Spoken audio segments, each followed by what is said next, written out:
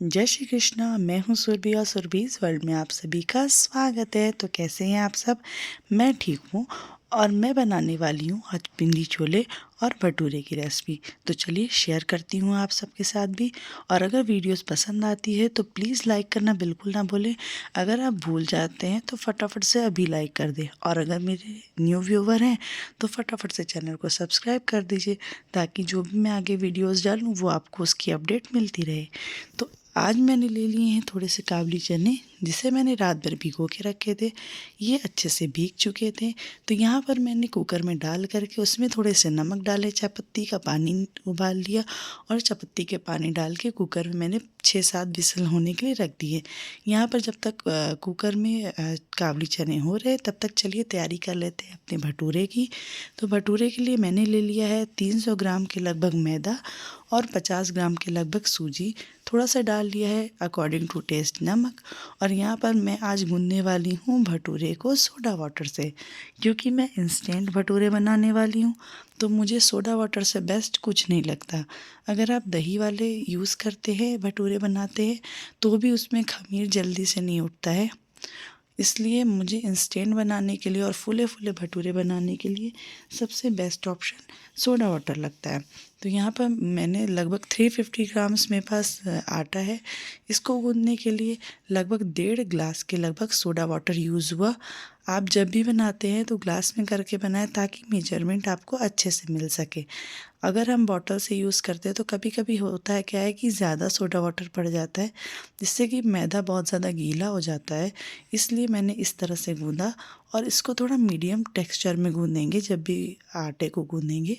और गूंदने के बाद थोड़ा सा ऑयल अप्लाई कर देंगे, ताकि ये बिल्कुल ही सॉफ्ट से डो बन जाए। और मैदे को हम अच्छे से इसको ढक के रख देंगे गीले रुमाल से या गीले किसी भी मार्किन के कपड़े से, ताकि ये बिल्कुल सूखे सूखे से मैदे ना हो जाए।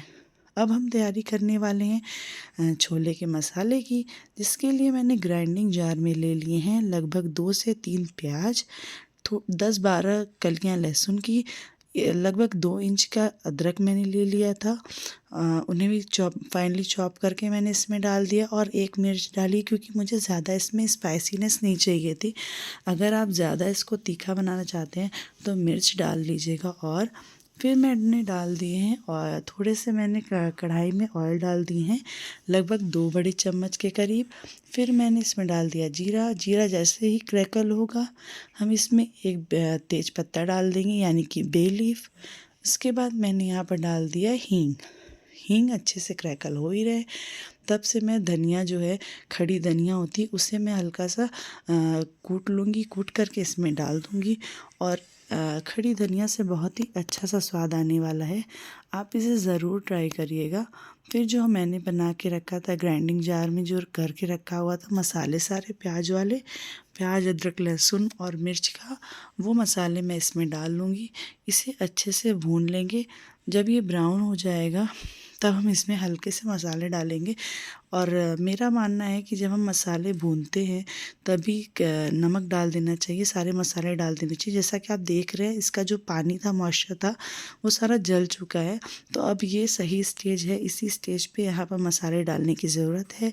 तो यहाँ पर मैंने डाल दी है हल्दी, थोड़ी सी देगी मिर्च, थोड़ी सी धनिया पाउडर और बहुत थोड़ा सा मैं यहाँ पर नमक डालूँगी इस स्वाद के अनुसार, क्योंकि मैंने काबुली चने में भी नमक डाले थे। तो ध्यान रखना है कि नमक बहुत ज़्यादा ना हो जाए। अब नमक डालने के बाद मैं यहाँ पर थोड़े से काली मिर्च डाल रही हूँ, जिससे कि इसका फ्लेवर बहुत ही अच्छा आने वाला है। अब इन्हें अच्छे से मिक्स कर लेंगे। और मुझे लगता है कि नमक डालने के बाद बहुत ही अच्छा सा ऑयल रिलीज़ होता है और बहुत जल्दी रिलीज़ हो जाता है ऑयल, जिससे कि हमें खाना बनाने में कम टाइम लगता है। क्योंकि प्याज भूनना एक बहुत ही थोड़ा देर तक लगने वाला, टाइम लगने वाला टास्क है।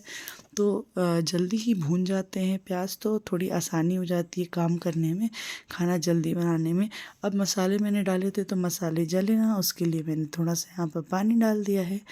और पानी डालने के बाद ही आप देख रहे हैं कि बहुत ही ईज़िली यहाँ पर ऑयल रिलीज़ हो चुका है।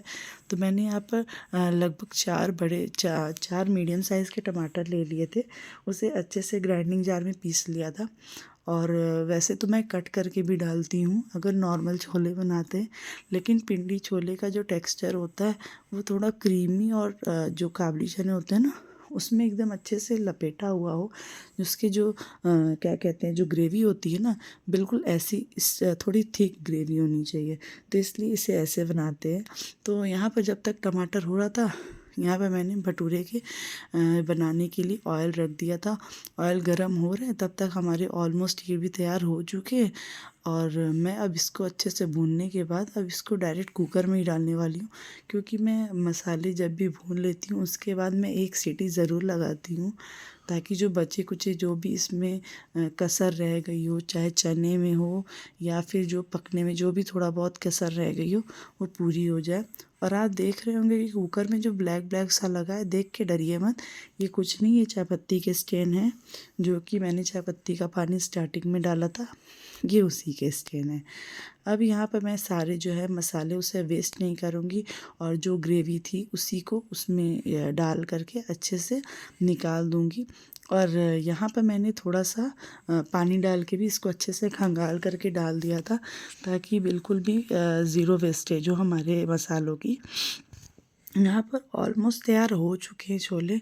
तो अब इसमें लास्ट चीज़ें कुछ बाकी हैं, वो डालना बचा है।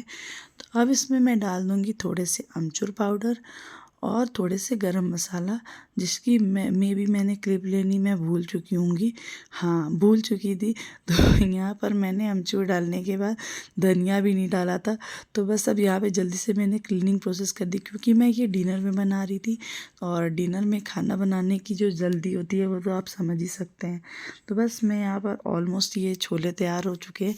अब मैं इन्हें खोल करके इसमें धनिया डाल दूँगी, और मेरे जो छोले ऑलमोस्ट रेडी हो जाएंगे। तो अब मैं यहाँ पर भटूरे बनाने की तैयारी करने वाली हूँ। छोले अब यहाँ पर बन गए हैं, अब चलिए भटूरे बना लेते हैं। और भटूरे मुझे गोल शेप में पसंद है, कुछ लोग इसको ओवल शेप में भी बनाते हैं, वो देखने में अच्छे लगते हैं। लेकिन जैसे हम लोग घर में हैं, बेसिकली हम ऑफ कोर्स इसमें राउंड शेप में ही बनाएंगे। तो चलिए फटाफट से राउंड शेप में भटूरे बना लेते हैं। क्योंकि मैंने भटूरे का जो आटा लिया था, मैदा बनाया था, जो भी डो बनाया था, वो बहुत ही सॉफ्ट था, और ये बनने में इजी हो जाता है थोड़ा सा। तो यहाँ पर चलिए फटाफट से भटूरे के आटे को जो है मैं ऐसे करके स्लाइटली इसको बेल लूँगी अच्छे से। और जो है बिल्कुल जो बेलेंगे ना, तो हम ये ध्यान रखना है कि ये इवन हो सब साइड से, वरना जो हमारे भटूरे हैं वो अच्छे से फूलेंगे नहीं। तो यहाँ पे मैं पहला भटूरा बना रही हूँ।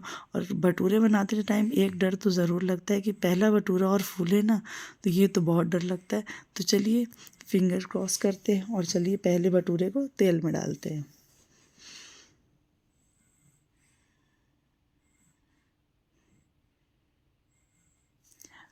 तैयार है हमारे फूले फूले भटूरे। और मुझे जो डर लग रहा था कि मेरे भटूरे फूलेंगे कि नहीं फूलेंगे, यहाँ पर भटूरे बहुत ही अच्छे से फूल के तैयार हो चुके हैं, और सच में बहुत ही टेस्टी बने थे। और पिंडी छोले के क्या ही कहने, मतलब जो कहते हैं ना अमृतसरी छोले क्यों फेमस हैं, तो बस यही कुछ वजह है पिंडी छोले की, जिसकी वजह से ये फेमस है। तो भटूरे जब तक तैयार होते हैं, अगर आपको रेसिपी